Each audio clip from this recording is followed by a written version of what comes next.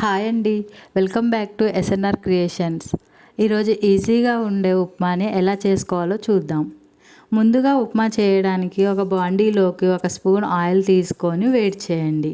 ఇందులోనే ఒక గ్లాస్ బొంబాయి రవ్వను వేసి బాగా వేయించండి. ఉప్మా కలర్ మారకుండా ఒక 4-5 నిమిషాల పాటు గ్యాస్ని సిమ్లో పెట్టుకొని బాగా వేయించండి. ఇలా వేయించడం వలన ఉప్మా చాలా బాగుంటుంది. రవ్వను బాగా వేయించి ఒక ప్లేట్లోకి తీసుకొని పక్కన పెట్టండి. ఇప్పుడు ఇదే బాండీలోకి 2 టేబుల్ స్పూన్ ఆయిల్ తీసుకోండి. ఈ ఆయిల్ వేడైనాక కొద్దిగా శనగపప్పుని, జీలకర్ర, కొద్దిగా పల్లీలు వేసి దోరగా వేయించండి. ఈ పల్లీలు అనేవి కాస్త దోరగా వేగాక ఒక ఎండుమిర్చిని వేసుకోండి. ఇవి వేగేలోపు మనం ముందుగా కట్ చేసి పెట్టుకున్న 2-3 పచ్చిమిర్చి ముక్కల్ని, ఆనియన్ని, టమాటాను సన్నగా కట్ చేసుకొని ఒకదాని తర్వాత ఒకటి యాడ్ చేసుకోవాలి. ఇలా వేసుకున్న తర్వాత కొద్దిగా కరివేపాకు, కొద్దిగా క్యారెట్ ముక్కల్ని కూడా వేసుకోవాలి. మీరు కావాలంటే క్యాప్సికమ్ కూడా వేసుకోవచ్చండి, బాగుంటుంది.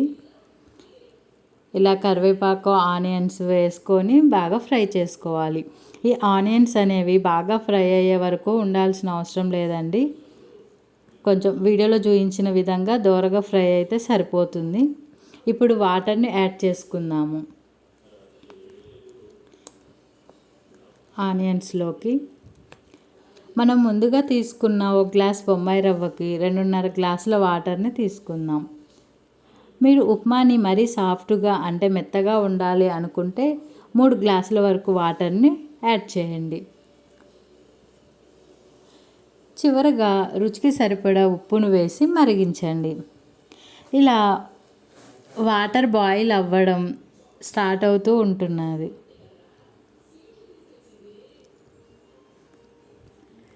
ఇప్పుడు వాటర్ అనేది బాయిల్ అవ్వడం స్టార్ట్ అయ్యాక మనం ముందుగా వేయించి పెట్టుకున్న రవ్వని స్లోగా యాడ్ చేస్తూ మరో చేతితో బాగా మిక్స్ చేయండి. రవ్వ అనేది ముద్దలు కట్టకుండా బాగా కలపండి.